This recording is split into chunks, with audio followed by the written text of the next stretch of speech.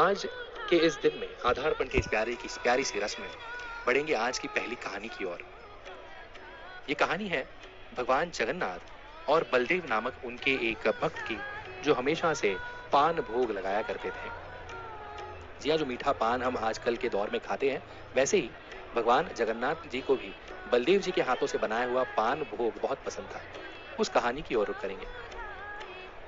हमने कल बलराम दास की एक कहानी सुनी थी। आज वही कहानी हम आगे लेकर जा रहे हैं। बलराम दास एक बहुत प्रिय भक्त थे भगवान जगन्नाथ जी के, जो कई घंटे मुख्य द्वार के पास बिताते थे भगवान जगन्नाथपुरी मंदिर में। ये देखें, ये नेत्र हैं जो 24 घंटे खुले रहते हैं अपने भक्तों की आवाज सुनने के लिए, अपने भक्तों को देखने के लिए, निहारने के लिए।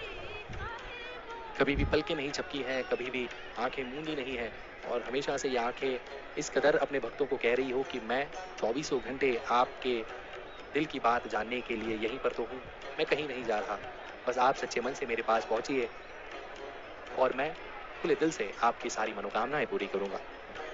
तो फिर एक बार चलिए उस कहानी की ओर रुख करते हैं। बलराम दास नामक एक भक्त की कहानी हमने कल सुनी थी। ये कहानी वहीं से शुरू होती है। जितनी देर मंदिर खुला रहता है, बलराम दास मंदिर के मुख्य द्वार के पास बैठा रहता है, पूजा अर्चना करते रहता है। मंदिर बंद होने के बाद भी वो गुणगान गाते हुए नहीं थकता भगवान जगन्नाथ जी के। एक दिन हुआ यूं कि मंदिर बंद होने से पहले वहां पर दो छोटे छोटे नन्हे नन्हे बालक आए, लगभग रात को 12-1 बजे के करीब। ये हम देखें, देवी लक्ष्मी जी मंदिर के अंदर से देख रही हैं जो भी गतिविधियां यहाँ पर पूरी हो रही है। आज के इस आधारपण की रस्म की जो विधियां हैं, उस ओर हम बढ़ने वाले हैं। तो लगभग रात को 12-1 बजे के करीब मंदिर बंद होने से पहले वहां पर दो छोटे छोटे नन्हे नन्हे बालक आए। एक बालक का रंग नीले रंग का था, एक बालक का रंग था सफेद। जो नीले रंग के बालक थे, नीले काले रंग के जो बालक थे, उनके घुंघराले बाल थे, कमल जैसी आंखें थी, लाल लाल होंठ थे और फूल मालाओं से सजाई हुई पगड़ी थी। और दूसरे जो थे वो काफी सफेद रंग के, जैसे दूध का रंग होता है सफेद, वैसे थे। और उनके गाल की जो रेखाएं थी, हम कहें, वो लगभग लाल रंग की नजर आ रही थी। और उन्होंने सोने के आभूषण पहने थे, कस्तूरी तिलक लगाया था, सफेद रंग की धोती पहनी थी और उन्होंने अपने कंधों पर बहुत खूबसूरत सी चादर चढ़ाई हुई थी। कुछ देर बाद वो जगन्नाथपुरी मंदिर से बाहर निकले और कहीं दूर जाकर वापस आते हुए नजर आए, पान खाते हुए। अब बलराम दास ने उनके होंठों को ठीक तरह से देखा था, वो लाल रंग के नजर आ रहे थे। और ये उस दिन के बाद हर रोज होता रहा। वो बालक आते, मंदिर के बाहर निकलते, कहीं दूर जाते और पान खाते खाते वापस आते। 3-4 दिन बाद बलराम दास को ये समझ में नहीं आ रहा ये हो क्या रहा है, ये कहाँ जा रहे हैं। तो बलराम दास ने सोचा कि उनका पीछा करें, देखते हैं कि ये बालक है कौन और कहाँ जा रहे हैं। तो उन्होंने पीछा करना शुरू किया और जहां वो जा रहे थे, उन्होंने देखा कि गरीब इंसान के घर में जा रहे हैं जिसका नाम था प्रभुदास, जो पान बनाया करते थे और पान बनाकर बेचा करते थे।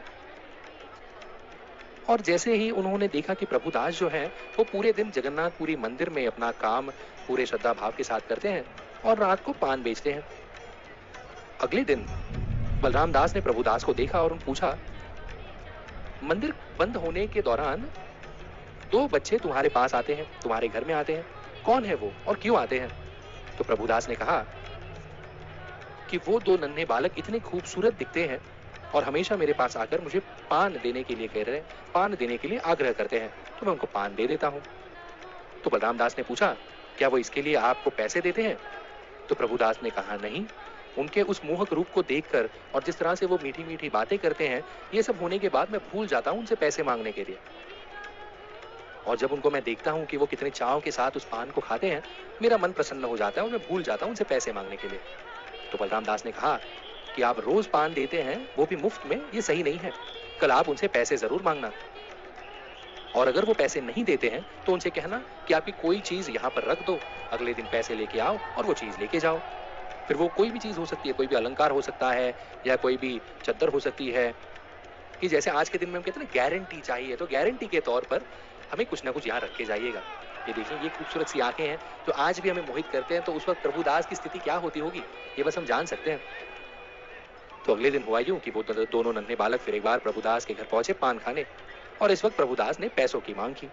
तो जो नीले काले रंग के जो बालक थे, उन्होंने कहा कि हम तो हर रोज यहाँ आते हैं, हर रोज पान खाते हैं, तब आपने कभी नहीं पूछा, आज ही क्यों आप पूछ रहे हैं पैसों के लिए? और अगर आप पूछ भी रहे हैं हमें पैसों के लिए, तो हमने पैसे तो लाए नहीं है, क्योंकि हमें पता नहीं था कि आप पैसे मांगेंगे। तो प्रभुदास ने कहा कि अगर आप पैसे नहीं दे पा रहे हो तो आपको कुछ ना कुछ यहाँ पर रखना पड़ेगा। तो आप एक काम कीजिए, आपने कंधों पर जो चद्दर ओढ़ रखी है वो यहाँ पर गारंटी के तौर पे रख दीजिएगा। तो वो दोनों नन्हे बालक अपनी अपनी चद्दर जो ओढ़ी हुई थी कंधों पर वो दे देते हैं। अब अगले दिन होता ये है कि पंडा जी जब जगन्नाथपुरी मंदिर का मुख्य द्वार खोलते हैं, तब उन्हें भगवान जगन्नाथ जी और बलदेव जी के कंधों पर चढ़ाई हुई चद्दर नजर नहीं आती। वो कहीं गुम हो गई हो ऐसा लगता है। तो पांडा जी अपने आप अपने बीच में ही झगड़ा करना शुरू कर देते, लड़ाई झगड़ा शुरू हो जाता है कि चद्दर कहाँ गई, भगवान जगन्नाथ जी को चढ़ाई हुई चद्दर कहाँ है, बलदेव जी को चढ़ाई हुई चद्दर कहाँ है। और वहीं के वहीं उनका गुस्सा एक दूसरे पर उमड़ पड़ता है।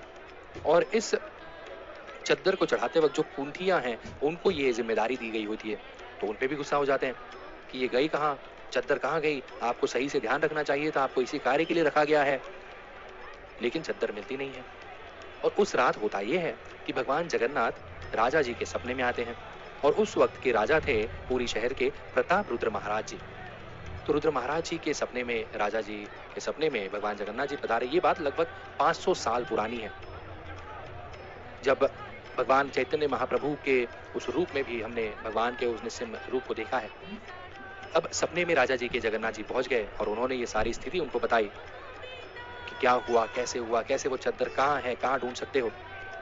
अगली सुबह बलराम दास ने भी वही कहानी महाराज जी को बताई कि चद्दर कहीं मिल रही नहीं है। तो बलराम दास जी को जब बताया गया, जगन्नाथ जी ने सपने में आकर बताया कि चद्दर प्रभुदास के घर है, अब वहां जाइए और चद्दर ले आइए। तो महाराज जी खुद पहुंचे अपने पंडा जी को लेकर, बलराम दास जी को लेकर प्रभुदास के घर पहुंच गए। और जब वहां पर उन्होंने वो चद्दर देखी, वो बहुत प्रफुल्लित हुए, प्रभुदास जी के चरणों में गिर गए और प्रभुदास जी से कहने लगे कि आप ये चद्दर लेकर हमारे साथ मंदिर पहुंच जाइए, क्योंकि भगवान को ये चद्दर बहुत प्रिय है। और कल रात को मेरे सपने में आए थे और उन्होंने मुझसे कहा कि प्रभुदास के घर ये चद्दर है, ये चद्दर जो ओढ़ी जाती है भगवान के कंधों पर। भले ही वो राजा जी थे, लेकिन किसी भी तरह का मोह ना रखते हुए प्रभुदास के चरणों में गिर गए। और वो जानते थे कि जब भगवान जगन्नाथ जी को कोई भक्त प्रिय होता है तो वो सबसे बड़े स्थान पर होता है। प्रभुदास जी को आदरपूर्वक लाया गया जगन्नाथपुरी मंदिर में, और उस रात को जब भगवान जगन्नाथ जी पहुंचे राजा जी के सपने में, तब उन्होंने कहा कि जब आप प्रभुदास को मंदिर में लेके आएंगे तब उनसे कहिएगा कि वो पान भी लेके आए।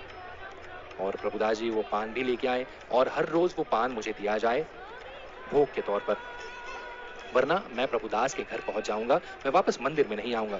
तो राजा जी ने कहा नहीं नहीं प्रभु, ऐसा ना कीजिएगा, मैं आपको किसी तरह की तकलीफ नहीं देना चाहूंगा। मैं प्रभुदास से कहूंगा कि हर रोज भोग के दौरान ये पान भी आपको चढ़ाया जाए और भोग के माध्यम से ये पान भी आपको दिया जाए।